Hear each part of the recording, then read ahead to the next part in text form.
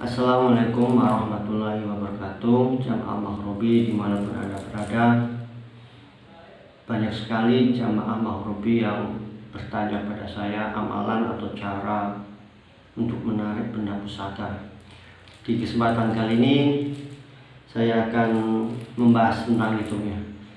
Tentunya kita sambil santai aja ya, ngopi ditemani rokok, kita ngobrol santai aja mengenai cara atau bagaimana menarik benda pusaka tersebut. Menarik benda pusaka dari alam gaib itu bukan perkara mudah ya, tidak seperti yang kita saksikan di serial televisi gitu ya. Untuk menarik benda pusaka itu butuh kemampuan, keahlian, dan pengalaman tentunya.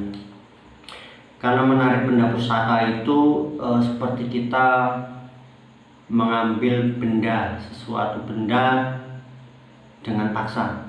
Karena benda-benda tersebut di alam gaib itu mereka mempunyai pemilik. Dan kalau kita menarik itu sebenarnya kita mengambil secara paksa. Karena mengambil secara paksa sudah pasti akan ada perlawanan dari si pemilik. Makanya di sini bukan cuma kemampuan kebatinan, tapi proteksi harus kuat. Karena saat kita mampu mengalahkan atau menaklukkan si pemilik atau penghuni dari pemilik benda tersebut, maka benda tersebut akan bisa kita ambil atau kita angkat, kita tarik. Sedangkan saat kita kalah, maka bukan cuma benda itu tidak bisa diambil, tidak bisa ditarik oleh kita, tapi juga bisa membahayakan diri kita.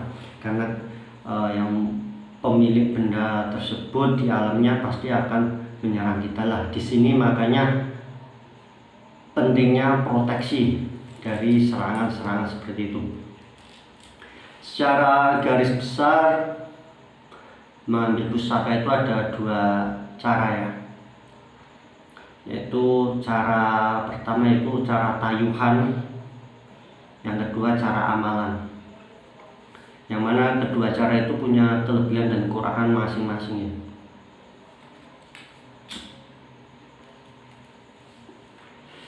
Untuk tayuhan itu menggunakan khodam. Jadi kita menyuruh khodam, entah itu khodam dari khodam perewangan atau khodam dari pusaka, yang mana khodam itu harus mempunyai energi yang kuat serta tipe petarung. Karena nanti khodam itu yang kita suruh untuk mengambil, merebut benda tersebut dari si pemiliknya. Yang kedua itu menggunakan amalan atau tirakat. Bisa menggunakan puasa, bisa menggunakan wirid atau bacaan-bacaan yang lain. Untuk kelebihan dari tayuhan itu memang kita tidak perlu repot-repot ya. Setiap kali mau ngambil kita harus wirid ini, itu, tirakat ini, itu. Kita tinggal menyuruh khodam yang kita punya untuk mengambil. Tentunya khodam itu harus khodam yang memang kelas tinggi dan tipe petarung. Karena nanti saat khodam kita kalah dengan khodam penunggu itu, pusaka itu, maka itu pusaka juga tidak akan bisa diambil. Itu pertama. Yang kedua, kalau kita menggunakan khodam, setiap pusaka yang bisa diambil oleh khodam yang kita suruh itu levelnya di bawah khodam kita. Jadi kekuatannya di bawah khodam yang kita punya untuk menarik itu. Dan yang itu khodam itu juga kita harus mampu menaklukkannya. Bukan cuma kita harus punya khodam yang kuat dan tipe petarung, tapi kita harus bisa menaklukkan khodam itu supaya khodam itu mau menuruti apa yang kita suruh, yaitu menarik benda pusaka tersebut. Ya, untuk yang kedua itu menggunakan amalan. Banyak sekali amalan. Selama saya bertemu dengan beberapa guru, mereka juga mempunyai amalannya masing-masing. Kelebihan dari amalan ini, semakin sering digunakan, semakin sering diamalkan, maka akan semakin kuat dan hasilnya pun akan semakin maksimal. Cuman untuk yang amalan ini biasanya kita repot karena kita harus mengamalkan, kita harus tirakat dan sebagainya. Tapi hasilnya menurut pengalaman saya lebih memuaskan yang menggunakan amalan ini. Hasil yang kita akan dapatkan dalam menarik pusaka tersebut. Nah, di sini nanti saya akan sedikit berbagi pengalaman. Dulu saya memang awal-awal belajar kebatinan sangat suka dengan yang hal gaib, hal-hal mistis, hal-hal gaib seperti itu. Tapi sekarang karena dari guru saya sudah melarang, maka saya sudah tidak pernah melakukan yang namanya tarik-tarik pusaka lagi. Karena ya pertama itu resikonya besar karena kita harus berhadapan dengan hutan itu. Yang kedua ya faktor takut tersesat dalam jurang kesyirikan itu aja.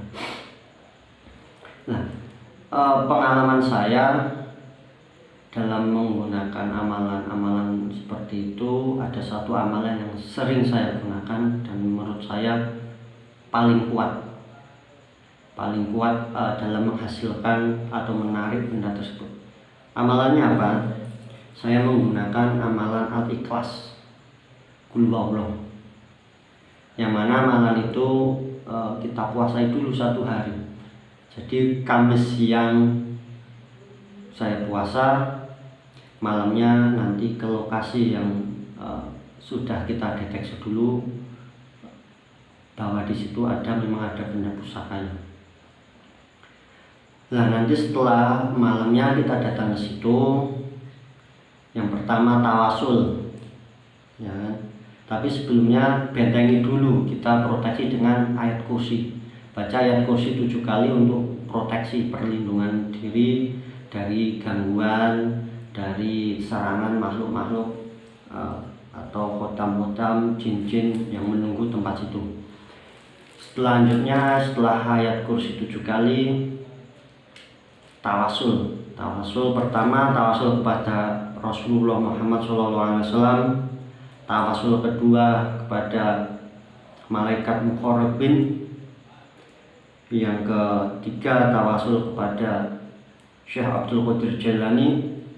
Yang keempat tawasul kepada pepunden, ya, pepunden desa yang tempat yang sampean ritual itu. Setelah tawasul, lanjut baca Al-Ikhlas sebanyak 1500 kali. Itu nanti kalau sudah sering menggunakan, sudah sering mengamalkan, kita bisa mengambilnya dari rumah, ya. Tapi untuk latihan kita memang harus ke lokasi.